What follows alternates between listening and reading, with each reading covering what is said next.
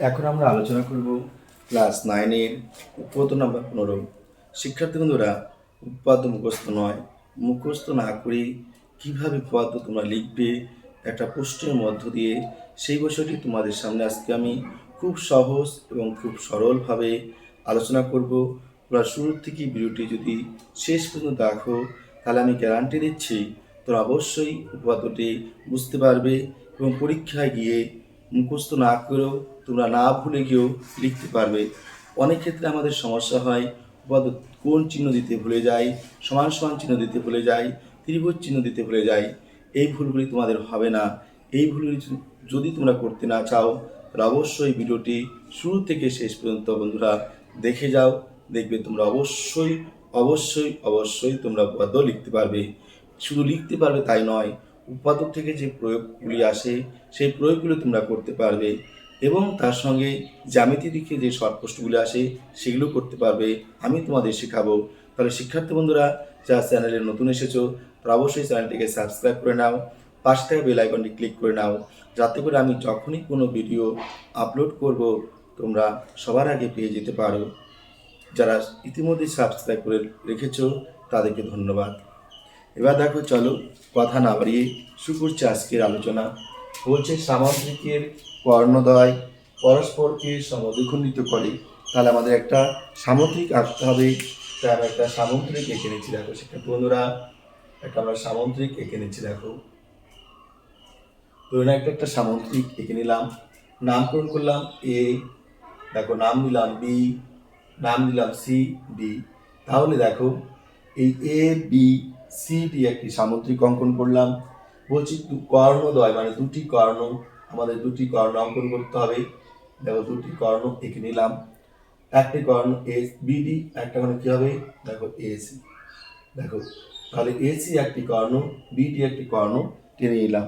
এবার বলছি পরস্পরকে সমদ্বিখণ্ডিত করে, মানে এই যে এসি কর্ণকে দুটি ভাগে ভাগ করবে, বিডি কর্ণকে দুটি ভাগে ভাগ করবে, অর্থাৎ এটা একটা বিন্দু উৎপন্ন হবে, যে বিন্দুটির নাম দিলাম ও। দেখো বিডি কর্ণ এসি কর্ণ কোন একটা বিন্দুতে মিলিত হয়েছে, যে বিন্দুটির নাম দিলাম ও। তাহলে শিক্ষার্থী বন্ধুরা, এখান থেকে আমরা প্রদত্ত পাঠ চলে যাব। আমরা প্রত্যেকে জানি উপপাদ্য লিখতে গেলে আমাদের কি করতে হবে, প্রথমে আসবে প্রদত্ত। দেখো লিখলাম প্রদত্ত। প্রদত্ত পাঠে কি লিখবে, দেখো বলা আছে সামুদ্রিক। তাহলে এই যে ছবিটা এঁকেছে এটা কার ছবি, সামুদ্রিকের। দেখো কি এঁকেছে, এটা ছবি একটা চতুর্ভুজ এঁকেছে, এটার নাম কি সামুদ্রিক, প্রশ্নে বলা আছে। তাই লিখবে এ বি সি ডি সামুদ্রিকের। লিখবো আমরা A B C D, A B C D সামুদ্রিকের। কি আছে শিক্ষার্থী বন্ধুরা, কর্ণ। দেখো এসি কর্ণ, এসি কর্ণ,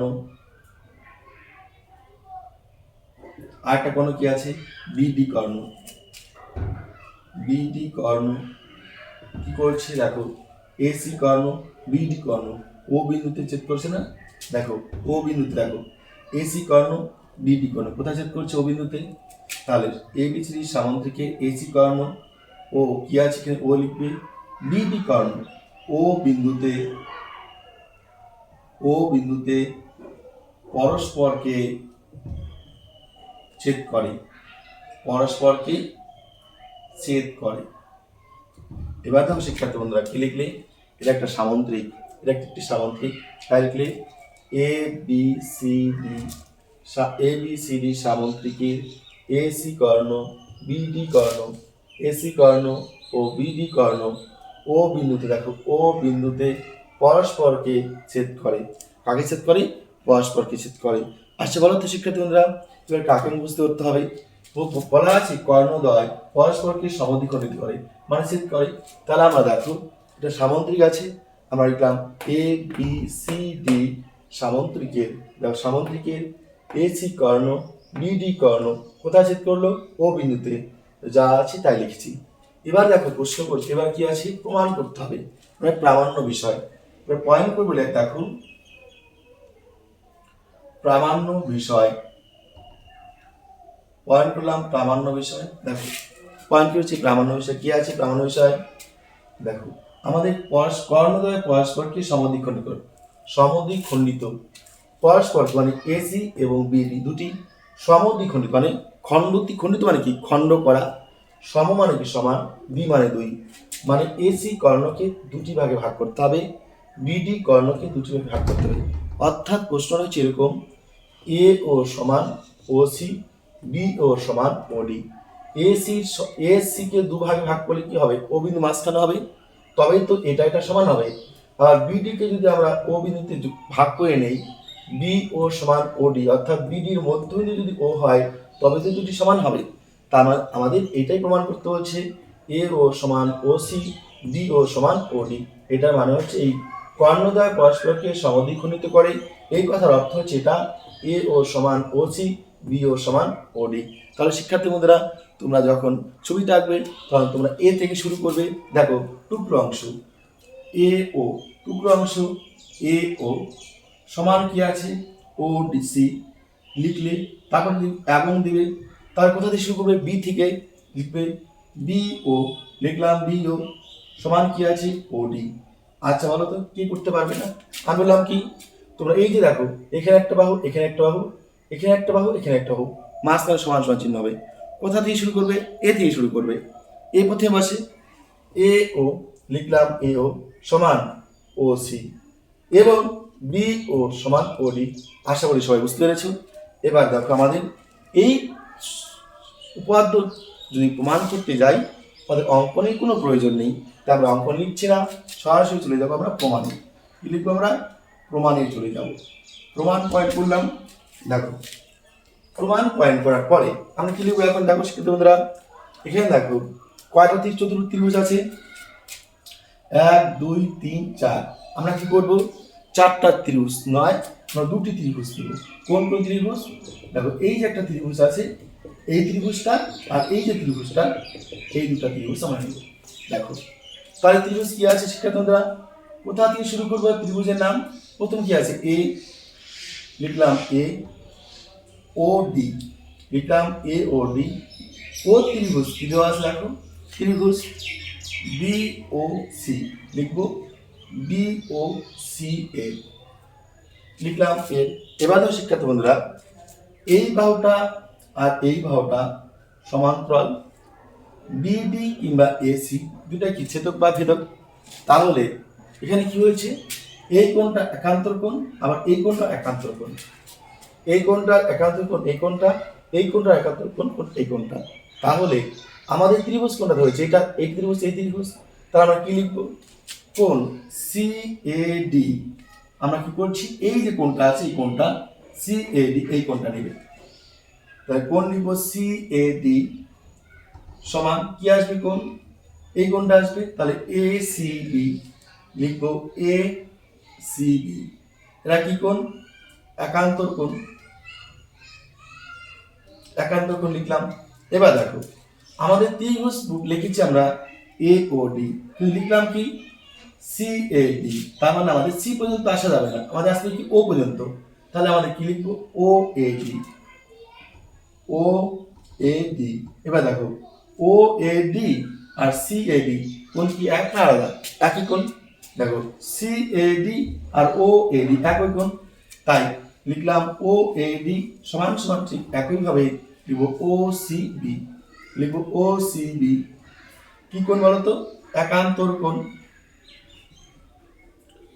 আশা করি তোমাদের কোনো প্রশ্ন নেই, বুঝতে পারছো। এবার দাও শিক্ষার্থী বন্ধুরা এই যে এটা কি ত্রিভুজের বাহু, এটাও ত্রিভুজের বাহু। অপরদিকে এটা সামুদ্রিক কিন্তু বিপরীত বাহু। সূত্রে বলা আছে, সামুদ্রিক সময় বলা আছে যে চতুর্ভুজের বিপরীত বাহুগুলি পরস্পর সমান ও কর্ণদ্বয় অসমান তাকে বলা কি? সামুদ্রিক। সামুদ্রিকের বিপরীত বাহু সবসময় যেন সমান হয়। যেহেতু প্রশ্নে বলা আছে সামুদ্রিক, তার মানে এই বাহুর বাহু সমান। প্রশ্নে বলা আছে সামুদ্রিক, আমাদের সামুদ্রিক প্রমাণ করার দরকার নেই, প্রশ্নে বলা আছে সামুদ্রিক। তাহলে সামুদ্রিকের বিপরীত বাহু সমান যদি হয় তাহলে এই বাহু সমান হবে। তাহলে আমরা লিখবো এ ডি, দেখো উপর বাহুটা এ ডি, নিচের বাহুটা কি বিসি, লিখলাম এ ডি সমান বিসি। কি লিখবো ব্র্যাকেটে? সামান্তরিকের বিপরীত বাহু, সামুদ্রিকের বিপরীত বাহু। এবার দেখো শিক্ষার্থী বন্ধুরা, তাহলে কি হলো, এডি সমান বিসি হয়ে গেল। এবার দেখো এই যেখানে একটা কোণ, এই যেখানে একটা কোণ, এই যে দুই কোণ, এদের কি বিপ্রতীপ কোণ। মনে রাখবে বিপ্রতীপ কোণ সবসময় জন্য কি হয়, সমান। তাহলে আমরা কি লিখবো, কোণ এ ও ডি, লিখব কোণ এ ও ডি সমান সমান কোণ বি ও, দেখো বি ও সি, কি লিখবো, বি ও সি, লিখবো বিপ্রতীপ কোণ, বিপ্রতীপ কোণ, দেখলাম বিপ্রতীপ কোণ। এবার দেখো আমরা জানি যে কোনো ত্রিভুজের তিনটি জিনিস সমান হলে ত্রিভুজগুলি হয় সর্বসম। তাহলে দেখো একটা জিনিস সমান, দুটো জিনিস সমান, তিনটি জিনিস সমান, একটা দুটা তিনটি জিনিস সমান প্রমাণ করে ফেলেছি। তার মানে কি লিখতে হবে, সুতরাং ত্রিভুজ কি আছে, ও এ ও ডি, ও ত্রিভুজ কি আছে বি ও সি, কি হবে, আমরা ও নয় কিন্তু সর্বসম। কেন সর্বসম, কারণ ত্রিভুজের তিনটি জিনিস সমান হলে ত্রিভুজ কি হয়, সর্বসম। এবার শিক্ষার্থী বন্ধুরা, যখনই ত্রিভুজ সর্বসম হবে মনে রাখবে সব জিনিস কি হবে, সমান হবে। ত্রিভুজের সব জিনিস সমান হবে। যখনই ত্রিভুজগুলি সর্বসম হবে তখনই মনে রাখবে ত্রিভুজগুলি কি হবে, সর্বসম মানে ত্রিভুজের প্রতিটি জিনিস সমান, অর্থাৎ সর্বসম ত্রিভুজের প্রতিটি বাহু প্রতিটি কোণ সমান থাকবে। তাই দেখো এই যে ত্রিভুজটা, এইটা এই ত্রিভুজ হচ্ছে এই ত্রিভুজের একটি বাহু, আবার এই ত্রিভুজের এই বাহুটা কি আছে, একটি বাহু, তার অনুরূপ বাহু, তাই অনুরূপ বাহু কি থাকবে, সমান থাকবে। তাই এ ও সমান ও সি লেখা যায়। সুতরাং লিখতে পারি এ ও সমান ও সি, কেননা এটাও এটা ত্রিভুজের একটি বাহু, এটাও ত্রিভুজের একটি বাহু, সর্বসম ত্রিভুজের সব বাহু সমান, তাহলে এই বাহুর অনুরূপ বাহু এই বাহু, তাই এই বাহু সমান। ঠিক একইভাবে এবার কি আছে, এটা বি, এটা হচ্ছে ও, এটা কি এই যে কোণটা এটা যে আছে এইটা কি আছে ও, তাহলে আমরা লিখতে পারি এবং কি লিখতে পারি, এবং বি ও, লিখবো বি ও সমান, এই বি ও সমান ও ডি। দেখো শিক্ষার্থী বন্ধুরা, আমাদের কি প্রমাণ করতে বলছে, এ ও সমান ও সি, এ ও সমান ও সি লিখলাম, বি ও সমান ও ডি, বি ও সমান ও ডি লিখলাম। আশা করি সবাই বুঝতে পেরেছো। এবার পাশে লিখবো কি, প্রমাণিত, পাশে লিখবো প্রমাণিত। আশা করি শিক্ষার্থী বন্ধুরা তোমাদের মুখস্থ করতে হবে না। ইতিমধ্যে যারা ভিডিওটি সম্পূর্ণ দেখেছো তাদেরকে ধন্যবাদ প্রদান করছি। যারা চ্যানেলটিকে সাবস্ক্রাইব করে নিয়েছো তাদেরকে অশেষ ধন্যবাদ, এবং যারা এখনও চ্যানেলটিকে সাবস্ক্রাইব করনি অবশ্যই চ্যানেলটিকে সাবস্ক্রাইব করে নাও। মনে রাখবে যদি চ্যানেলটি সাবস্ক্রাইব করে নিতে নাও তো পাঁচটা বেল আইকনটি ক্লিক করো, মানে যখনই কোনো আমি ভিডিও আপলোড করবো তোমরা সবার আগে পেয়ে যাবে। মনে রাখবে শুধু ক্লাস 9 নয় 10-এরও তোমরা সব যাবতীয় তথ্য পেয়ে যাবে আগামী বছরই। তাহলে দেরি কেন, যারা এখনও সাবস্ক্রাইব করোনি অবশ্যই সাবস্ক্রাইব করে নাও। তাহলে শিক্ষার্থী বন্ধুরা পদ্ধতি বুঝতে পেরেছো কিনা তোমরা কমেন্ট বক্সে অবশ্যই জানাবে। যদি বুঝতে পেরে থাকো অবশ্যই লিখবে স্যার বুঝতে পেরেছি, বুঝতে না পারলেও তোমরা বলবে স্যার বুঝতে পারিনি। আমি চেষ্টা করব অন্যভাবে আরও ভালোভাবে তোমাদের বোঝানোর জন্য পরবর্তী ভিডিওতে। তাহলে পরবর্তী ভিডিও নিয়ে আসার আগ পর্যন্ত তোমরা সবাই সুস্থ থাকবে, একান্ত মনোযোগ সহকারে পড়াশোনা করবে। মনে রাখবে শিক্ষার্থী বন্ধুরা, শিক্ষার্থীদের পড়াশোনার ঊর্ধ্বে কোনো বিকল্প রাস্তা নেই। তাই যেহেতু বিকল্প রাস্তা নেই আমরা পড়াশোনার জন্য সবসময়ের জন্য মত থাকবো, এই প্রতিজ্ঞা করেই আজকের মতো এই ক্লাস থেকে তোমাদের কাছ থেকে বিদায় নিচ্ছি। পরবর্তী ভিডিও নিয়ে আসার পর্যন্ত তোমরা এগুলি সলভ করতে থাকো, ভালো করে তোমরা প্র্যাকটিস করতে থাকো। ধন্যবাদ সবাইকে।